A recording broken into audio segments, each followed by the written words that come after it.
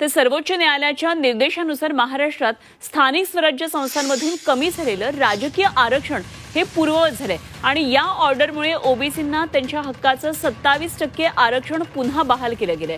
मध्यंतरी बाठी आयोगानं ओबीसींच्या तब्बल 34,000 जागा कमी केलेल्या होत्या आणि या अन्यायाविरोधात ओबीसी उपोषणकर्ते ॲडव्होकेट मंगेश ससाणे यांनी थेट सर्वोच्च न्यायालयामध्ये याचिका दाखल केली होती। यावर निकाल देताना न्यायालयानं ओबीसींचं 27% आरक्षण हे पुन्हा बहाल केलंय।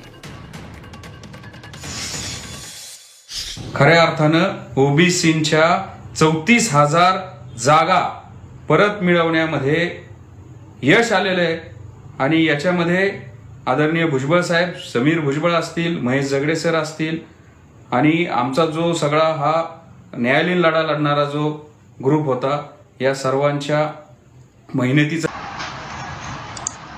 तर आत्ताच आपण जी बातमी पाहिली त्याच्यामध्ये सांगितलं आहे की ओबीसींसाठी अत्यंत आनंदाची बातमी आहे, कारण जे काही आरक्षण होतं त्यांच्यासाठी मिळालं आहे व इथे महाराष्ट्रातील ओबीसींसाठी आनंदाचा क्षण आहे।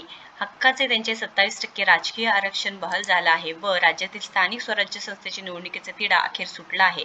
सर्वोच्च न्यायालयाने या प्रकरणात गंभीर दखल घेत महत्त्वाचे आदेश सुद्धा इथे जारी केले आहेत। महत्त्वपूर्ण माहिती आहे, जे ओबीसी आहे त्यांच्यासाठी अत्यंत महत्त्वपूर्ण बातमी आहे इथे सांगितलं आहे व स्थानिक स्वराज्य संस्थेचे म्हणजेच महापालिकेच्या निवडणूक कधी होणार हे सुद्धा इकडे लक्ष लागलं आहे। मात्र आता हा तिढा सुटला आहे व सर्वोच्च न्यायालयाने 4 महिन्यात निवडणुका घेण्याचा आदेश राज्य सरकार आणि राज्य सरकार निवडणूक आयोगाला दिला आहे। त्यामुळे राज्यात सप्टेंबरमध्ये निवडणुका होणार आहे। तसेच ओबीसी आरक्षणाबाबत सर्वोच्च न्यायालयाने महत्त्वाचे आदेश सुद्धा दिला आहे।